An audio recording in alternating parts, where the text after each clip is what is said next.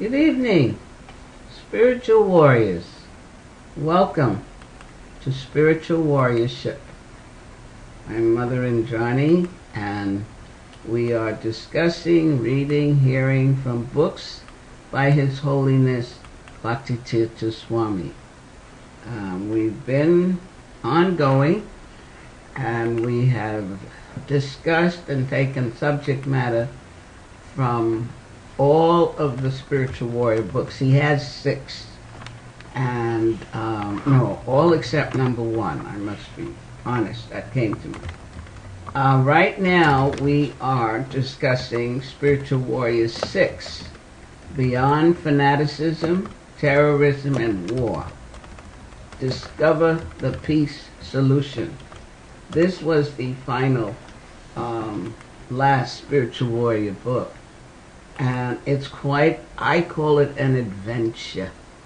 We are truly on an adventure as we move through, and I hope those who have been with us have found and received something to help them be clearer of what's going on in their spiritual lives, material lives, and how to transcend.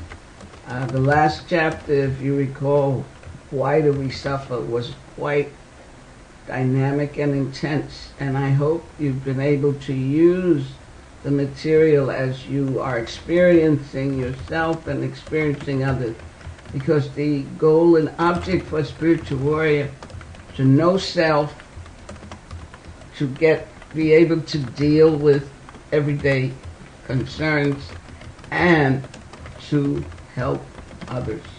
But you have to imbibe what you're hearing and put it to practice. So I'm going to go right into chapter 4. Now I hope you have the book, Spiritual Warrior 6. And as I say, if you do not have, you can purchase from Krishna.com store. It would really be nice if you're able to build up a library of these books, because they can help you. He quotes from Bhagavad Gita, Bhagavatam. They even help you clarify some of what you heard as you have read these books. So we're doing chapter 4, page 83. Is that right? Gotta put my glasses on. And the title of the chapter is Different Conceptions of Religion. In one sense, excuse me, religions are like the vehicles that people choose to ride in according to their nature. The vehicle is not as significant as its ability to carry you where you want to go. It is unfortunate, though, when people want to push other drivers off the road. What do they call that? Road rage.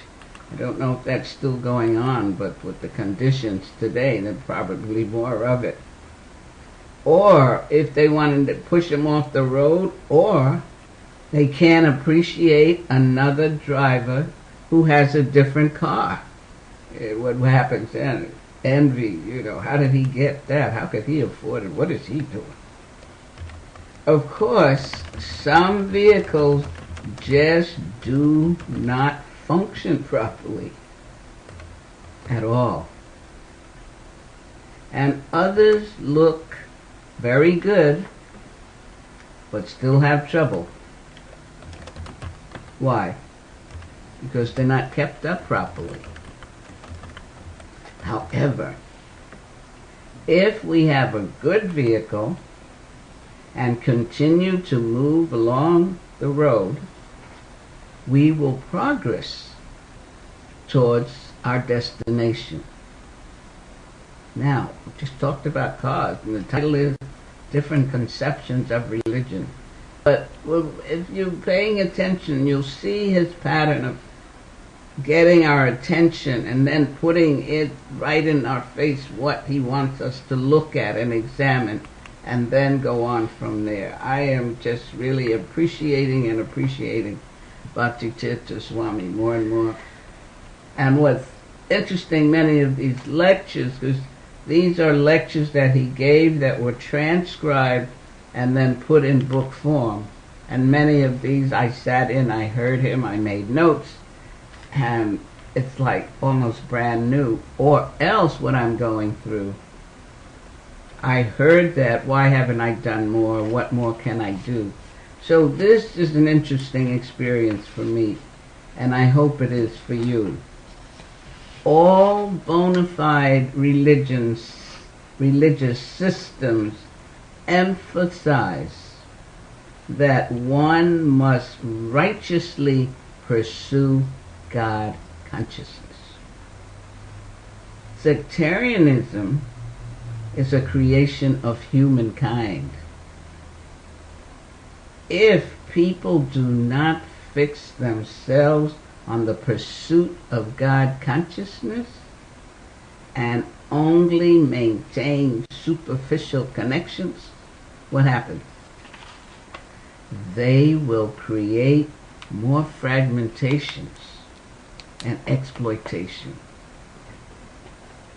He refers here to one of our acharyas, Srila Bhaktivinoda Thakur, elaborates on this point in his Chaitanya Sikstamrita. And this is what he has to say. People in various countries on various continents have a wide variety of natures. Although their principal nature is only one, their secondary characteristics are many. You will not find any two people in the world who have identical secondary qualities. Since even twins born of the same womb have some differences in form and quality, can one expect that people born in different countries can ever have exactly the same qualities? Different countries have different water, air, mountains, forests, and different eatables and clothing. Because of this, the people of these places have naturally developed different physiques, complexion, customs, clothing, and food. Similarly, people's mentalities differ. Thus, various people's ideas of God, though being basically similar, will differ in secondary details. Considered objectively, there's no harm in secondary differences. If there is an agreement concerning the essential nature of God and His worship, there should be no obstacle in attaining the same result. If there is agreement concerning the essential nature of God and His worship, there should be no obstacle in obtaining the same result. Thus, Mahaprabhu has taught that we should instruct everyone to worship the pure form of the Lord, but at the same time, we should not criticize other modes of worship. Now we're going to look at researching the goal of theology. The author says, as we will see, there are many different religious traditions. I'm sure you will agree with that. And they have a different conception of God and different practices. When we choose to follow a teaching, we want to find out if, in fact, we feel comfortable with all aspects of the theology. I think that's why some young people get turned off, because when they were young they were made to go to that particular wherever it was and had to sit and whatever, and later they may choose something different. So we need to ask some questions which he gives to us. First of all, what is the ultimate goal of the system? Many times people involve themselves in a religious system without even knowing the ultimate goal. If they really did their research, they might not feel comfortable with the goal. We all have free will. We've heard that. But we should be clear about what we want. Sometimes the ultimate accomplishments of a system is to kill all of one's enemies. For other systems, the ultimate goal is to capture someone and make them a lover. In other cases, the final goals are to attain nirvana, samadhi, cosmic consciousness, mystic power, heaven on earth, or the kingdom of God. So, as we ask that question, what is the goal, and we do research, see if you're comfortable. Secondly, you ask, what must we do to reach that goal? Every system has various tenets that will lead to a particular goal. If someone introduces you to a religious system but tells you that you do not need to do anything to attain that goal, you should run away very fast.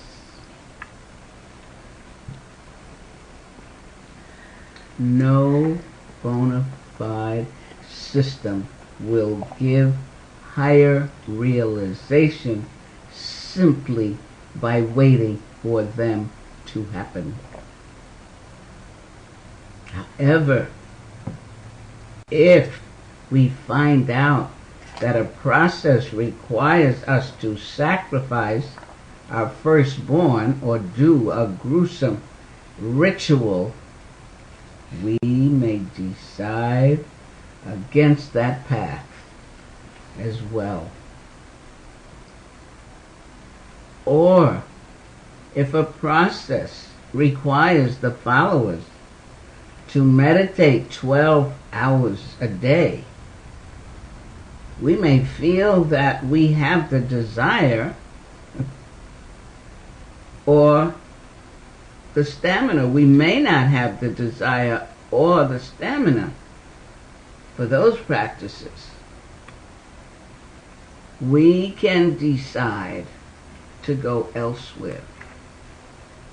On the other hand, if we are comfortable with the rituals, practices, and techniques of the system, then we go to the third question. What is the third question? Do we feel comfortable with what those who have authentically followed the goal obtained? If we feel comfortable with the process and like the goal, then we want to know about the people who have succeeded on that specific path.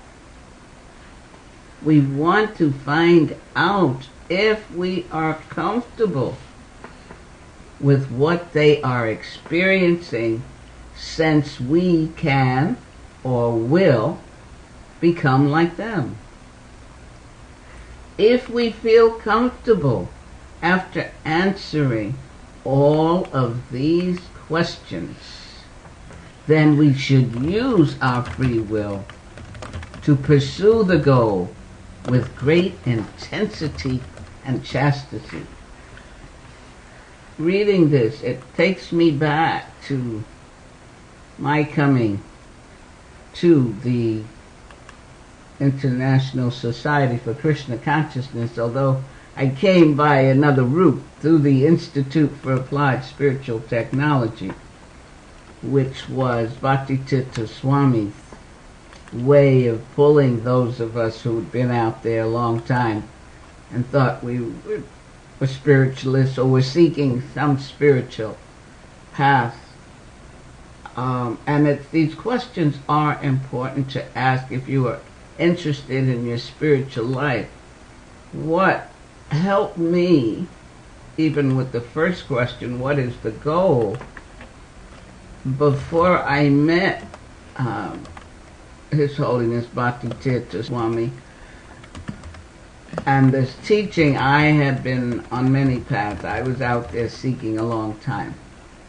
And I remembered, I don't know how many months or so before I met them or heard about the Institute, I had reached the point of, I remember just saying, all I want to do is know God. It was like I had been from here and there and still wasn't feeling satisfied or comfortable. He uses that word. And then shortly after that, was handed a flyer for the Institute first meeting, and went and heard him speaking so, not with flowery words, but with clear words of relevant situations, and yet bringing God in a way I had never heard. And it said, do you feel comfortable? I became quite comfortable and actually excited, enthusiastic about learning more. So I kept coming, and eventually, if we study the stages of devotional service or serving the Lord, you associate and then you take initiation. But he says to see what those who have followed have obtained the goal. Well, being with Bhaktivedanta Swami and then out with other devotees and different, I realized obtaining the goal was not simple. But when I heard you can end the cycle of births and death this lifetime, and heard about God, I think one lecture he mentioned you can see God face to face. And as we read through these ancient scriptures, we see that that's possible. So the goal was there, was comfortable with, the teaching was there, was comfortable with, and I decided to join the system. And I tell you, I don't regret it. I'll tell you, it's not easy, as he's told us as spiritual warriors. The path is not easy, but the effort we put in to grow in it and grow spiritually is worth it, and the results are really wonderful. So that's my personal experience with these three questions and how it has worked in my life. And as he said, if you're not, then you go elsewhere. What was my experience even with going elsewhere, as I would become involved in a system or something, seeking something spiritual, and I would kind of get a little excited in whatever was going on, I would hear there's more. Of course, after I got into this wonderful philosophy, I realized the Lord in the heart is there, and the soul is just crying out for reconnection with God. So that hearing made me more mindful to be aware. And that kept happening until I met Bhakti Tirtha Swami, and I never heard any more that there's more, because I was hearing from him in his lectures and the sastras that there is more, and then was given the instructions of how to obtain that more, which is wonderful. So we'll go on. We're going to look at two types of religious practitioners. He states, let us now examine some conceptions in relation to religious practices, beginning with those who follow those practices. And according to Bhakti Vinod, there are two types of religious practitioners. One, he has Sanskrit here, and then English, Bharavasis. Bharavasis. The external practitioner are those religionists who are fully caught up in the externals. You know them, right? They are more into the rituals, dress, dogma, etc. It is here where many of the fanatics are created. Often, such worshippers have trouble not only with other practitioners of other faiths, but even with those in their own faith who do not do things their way or do things differently. That's one. Two is the internal practitioner. These practitioners are focused on the essence of the religion and do not get distracted by rituals, dress, dogma, details, etc. Such worshippers are chaste to their religion, but not sectarian. And they are hungry to experience an even richer inner life. This spiritualist knows that one can follow rules and teachings superficially, or that one can go deeper to understand the essence. They realize also that there are mukhya, or primary rules, as well as secondary rules. So the Bharavasis normally confuse the secondary with the primary. These days, they far outnumber the internal practitioner, which obviously creates a tremendous problem today. But you see, he keeps, and we've touched on it so many, there's always a reminder we must go within. And as we go within, we get the understanding and our studies, and we're guided to the teachers and people to associate that'll help us. He now gives us 4 types of motivated worship. There are 4 reasons why people engage in the worship of God. 3 types of motivated worship one type of genuine worship. I'm sorry. 3 types of motivated worship and 1 type of genuine worship. As long as people serve on a conditional basis, they can never access the purest expression of love. Why? Because love is not a type of business exchange or utilitarianism. These conditional pursuits are all associated with the material realm.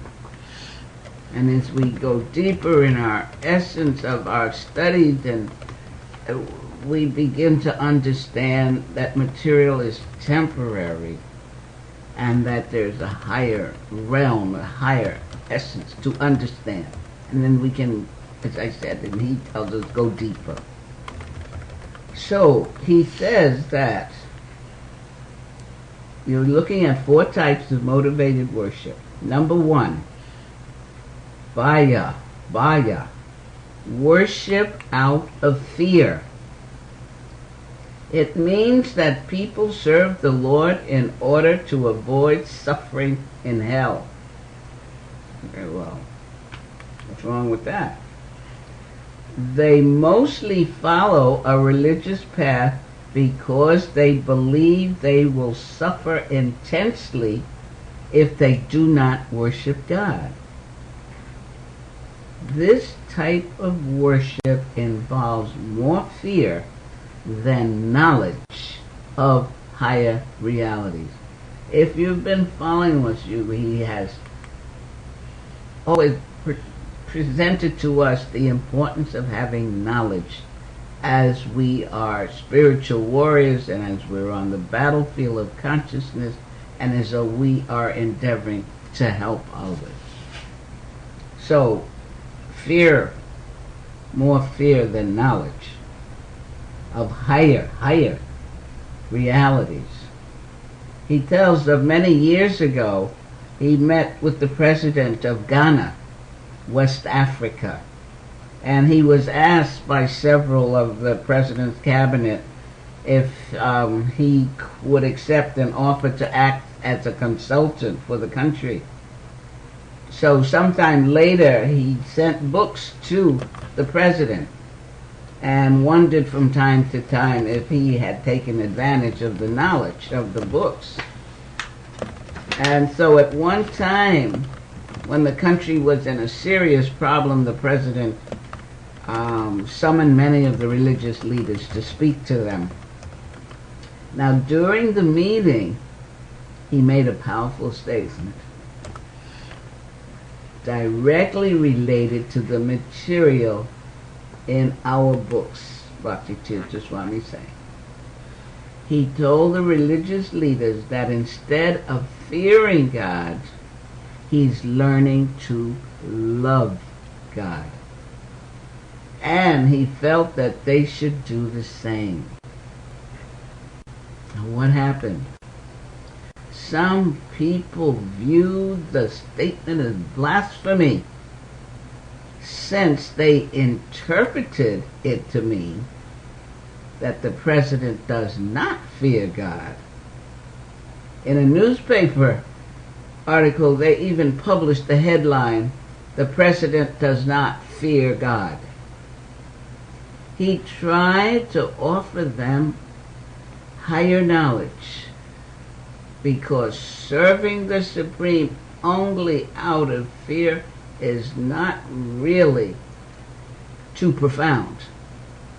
For instance, gives a nice analogy. If a child only acts properly when the parent threatens the child with punishment, the child will not act properly in the absence of the parent and the threat of punishment.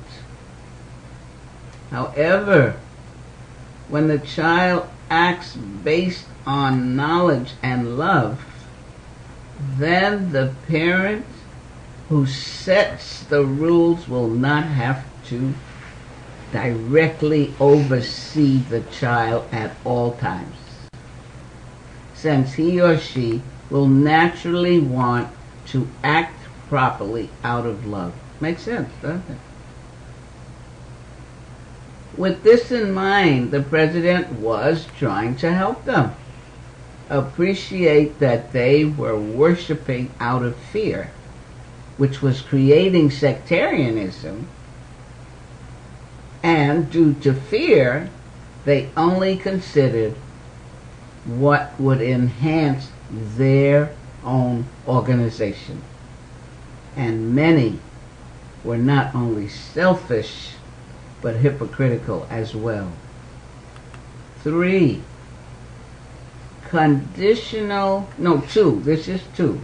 We are looking at 4 types of motivated worship.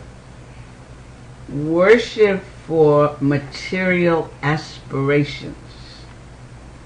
Conditional worship for material aspirations. Many times, people only think about God when they want some material pleasure or commodity,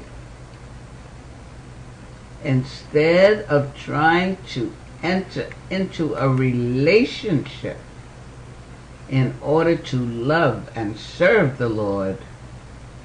They are mainly invoking the Lord's presence so that he can act as their servant. When people engage in their prayers and rituals, they often want what? They want the Lord to serve them by giving them good health, a better job, a new car, among other requests. And we're not saying that you shouldn't have good health. We're not saying you shouldn't have a better job or a good job. But those are things that are really temporary, and we're looking, as he said before, we need to get to the essence. He goes on, or they want the Lord to help their uncle, brother, sister, niece, father, cousin, etc.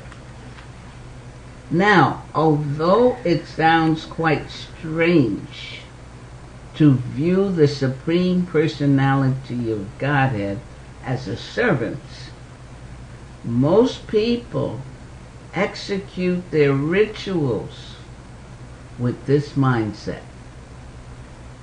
They simply invoke the Lord when they want sense gratification or need some obstacle removed from their lives.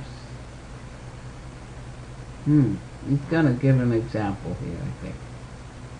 Sometimes religionists do not have much interest in love, service, and realization. But they practice religion due to the frustration they have in their own lives. They hope that the metaphysical or spiritual connection will create some fulfillment excuse me, in their lives and eliminate their obstacles. Such people do not really want to experience divine love, he says. They mostly want to find a way to suffer more peacefully. Obviously, this is not a very high expression. Why? It is motivated and conditional. I'll do this and you'll do that. You do this for me and then I'll do this for you. Most people consider happiness to be a temporary cessation of ongoing suffering.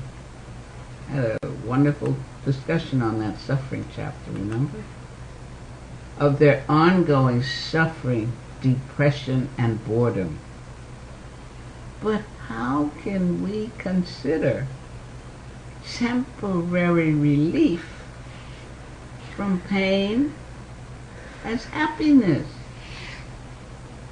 Real happiness, love, and knowledge completely differ from temporary gratification. Because even if it comes temporarily, it is temporary. And at some point, we're going to be in distress again or suffering. The third is serving out of duty. In this case, a person serves according to the rules and regulations propounded in the scriptures. The scriptures tell us what to do as well as what to avoid. Regulations which one should follow until they rise to a more spontaneous level. You get what he's saying there? Yes, the scriptures tell you what to do and what to avoid. And it also gives you regulations which one should follow until they rise to a more spontaneous level. So the practices should take you to a higher level, not get stuck where you are or even go backwards. Ultimately, rituals and rules are necessary to help the practitioner develop a deeper internal connection. Deeper internal connection. Not looking out for some material connection. Because again, we're saying that's material. We're asking it's temporary. And what we want is what is eternal. If we disregard this essential foundation, we will not be able to make an organic connection that can take us to a higher level. Unfortunately, some people accept the rituals as the all in all, which is one of the difficulties of religious institutions. Sometimes people become more concerned with mechanical activities, politics, and externals rather than the philosophy and the goal. What happens? They then move farther and farther away from what? From accessing the internal essence. We see this happening decade after decade. So we've got to go inside for that eternal. And the fourth is worship out of genuine attraction. This is the fourth.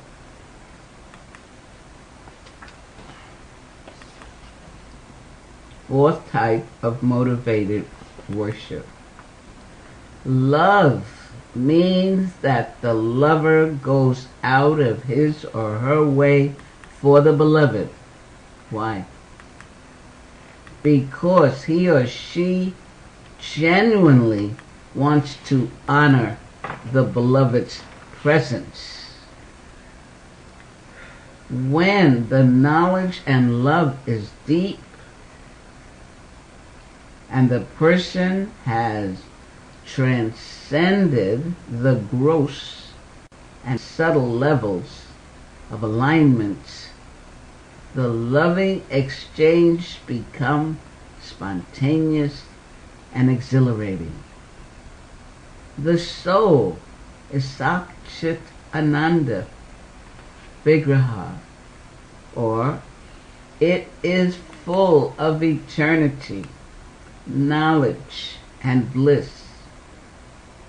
Self-realization does not mean that we have to learn, who we are. Rather, it means uncovering our actual identity. How? By freeing ourselves of superfluous involvements in our lives. It involves removing the acculturation forced upon us by material energy. Now, there was a lot in that section. And I'm going to stop there. The next section is differences between religious traditions. And he's going to go into quite a bit of detail, and I'd like us to have time, prayerfully, to go through that whole section. He gives us about 3 or 4 or 5. So let's just look at where we've been, what we've discussed, heard, because sometimes I feel my cup runneth over and I want to imbibe and think on it and practice it. And if you've been listening, maybe you want to think more about going internal, or have you been going internal and developing this love, where he states that the soul is full of eternity, knowledge, and bliss. I remember when we were studying Spiritual Warrior 2, and that first chapter, The School of Love. Oh, I'd love to go back there, but I guess what I'll do, I'll go online and find the classes when I did it and hear it. But if you recall, if you were here, or if you have Spiritual Warrior 2, just look at that chapter, because the first thing he tells us is that we are an eternal beings, spirit, soul, and that the soul is made for love. And that love is to be given and received and exchanged. And that's the knowledge that we need to know. And if we know that, and then we know that that soul is a part of the Supreme Lord, so we have a connection. And if we have a connection, then we're to redevelop the love, because it was always there, but we sort of forgotten and lost it by becoming entangled in the material energy. So these 4 types of motivated worship, I think, are something to think about, look at. If you're involved in spiritual life, you can ask yourselves those questions, and you can see where you are. He's giving us like a roadmap, if you will, to not just blindly go along or get frustrated. If there's some frustration, he's putting out ideas to look at and see where you are and how you're worshiping and how you're following your scriptures, and are you getting the essence to connect you with the Supreme and be free of the selfishness and just know who you are. So are there any questions or comments at this time? Oh, are there any people out there at this time? Okay. Any comments from those who may have been with us before? Have you imbibed anything, tried anything, noticed any changes in your life, helped anyone who may be in distress, and based on what you've heard? Any comments there? Any feedback may be a good word, if you don't have any questions for tonight. Bhakti Carol says, I've been listening. It's very nice what you have been reading. Okay, thank you for being there, Bhakti and Carol. And I hope you can use these ideas and concepts to continue to grow spiritually, because that's what this teacher, wonderful teacher, is encouraging us to do. And he's putting things for us to see, things we may not pay attention to. How are we praying? Are we really praying just for material gain, or are we realizing that it's temporary and I want to go deeper and really want to get to the essence? And the essence, and what is the goal, the ultimate goal of any bona fide religion? And he'll tell us later, it tells us, to love God and that this world is not our home. So if you are moving along in that vein, that's wonderful. Do keep studying, and as he says, go deeper. Thank you for being there and sharing your comment. Anybody else want to share a comment or have learned anything? Bhuvan Mohan Das says, this has been very helpful for me. Thank you. Bhuvan Mohan Das, thank you. Thank you for being there. I hope all is well, and hopefully we'll be in touch soon. I'm glad it's been helpful. I wish, is there some way you could just give one point of how it's helpful? That might encourage others, if you can, or if you wish to do that. Bhakti Shruti says, this is wonderful information. Thank you very much. Bhakti Shruti, you're there. Welcome. So happy to have you. And also, if you would care to say one point or one that makes it helpful for you, I would appreciate it. And if not, I'm learning not to worry about the results. But it's good to think, if this has been helpful, why is it helpful? Has it struck a chord? Or, how can you use it in your everyday life? If you care to share. I'm just putting that out. No comment, no feedback. All right. Anybody else just want to say Haribo or good evening or? Bhuvan Mohan said, it struck a chord. It struck a chord. Good. Okay. Let that chord vibrate and see where it's going to take you. Because usually if something strikes a chord, there's something we want to work on, or the Lord is trying to bring us an answer. Thank you for responding. Anybody else? No? Bhakti Shruti just said same. Same. Struck a chord. Okay. Any other new people? New names? Or Nrsinga Tirtha is online. Nrsinga Tirtha. Haribo. And he says, Haribo, Mother and Johnny, thank you. All right. Thank you for being there. Okay. So next week we will go into differences between religious traditions. Yes. Bhakti and Jennifer's there. Hi. Wrote, your discussion of why we suffer comes to mind often. I remember what you and Bhakti Tirtha Swami Maharaj said about suffering, and I feel comforted. Thank you. Thank you. I'm glad you're hearing and you're getting something.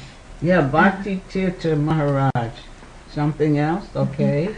Bhakti and Carol says, I liked to think about the goals of a religious organization and how individuals involved with that religion have progressed.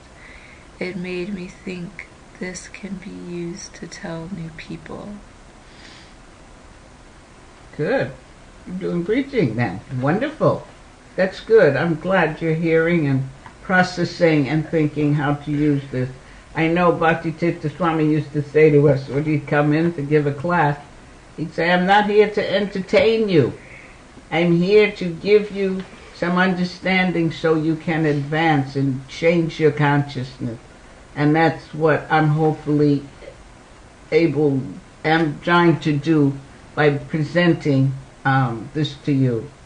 And for those of you who may not know, we'll be celebrating his Vyasa Puja, or his appearance day, on Monday, February 22nd. It'll be his 60th Vyasa Puja celebration. So if you can remember on that day, Monday the 22nd, what I understand from an astrologer who worked out the calendar for giving us the Vedic calendar date, that on that day the astrology is done at the time that individual is born, and all the higher energy and benefits and whatever they came with that we may have had some experience from if we knew them personally, or for those of us who didn't, we're getting it through his book. It's just, he said, as powerful on that day as the day they entered the planet.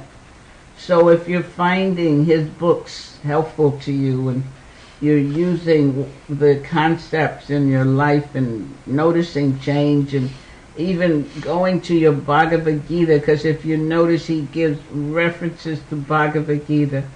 If you have Srimad Bhagavatam, hopefully you're taking down the chapter and the canto. He's bringing you the essence that he spoke of tonight. So try to remember him and ask for his mercy on Monday, February 22nd. We here in Alachua will be having a program that evening, and prayerfully he will grant us more of his mercy, and we will recommit ourselves to serving him and helping others, which was his goal. So try to remember that and get the mercy. It's just like, the person who did it was saying on Lord Chaitanya's appearance day, or Lord Nityananda, those days are really important. In fact, I copied something today that Bhaktitirtha Swami said. I got it from his Reflections book. He tells us that these special appearance and disappearance days often cause us to reflect more on our promises and to scrutinize our consistency in following the promises made before the Guru, the founder Acharya, the assembly of devotees, the deities, and to ourselves. So these times often help us to focus and recommit ourselves. So any of you out there who are already initiated, let that day be a wonderful time to recommit. Those who are not, and whatever you're practicing in your religious practices or studies, even on that day you can ask for his help to let you become stronger and get to the essence of your study and become a strong spiritual warrior. All right? So if there are no more questions or comments, none, I thank you all for coming. I thank you for being there. Have a wonderful week, and Hare Krishna. God bless you. Hari Hari Bol.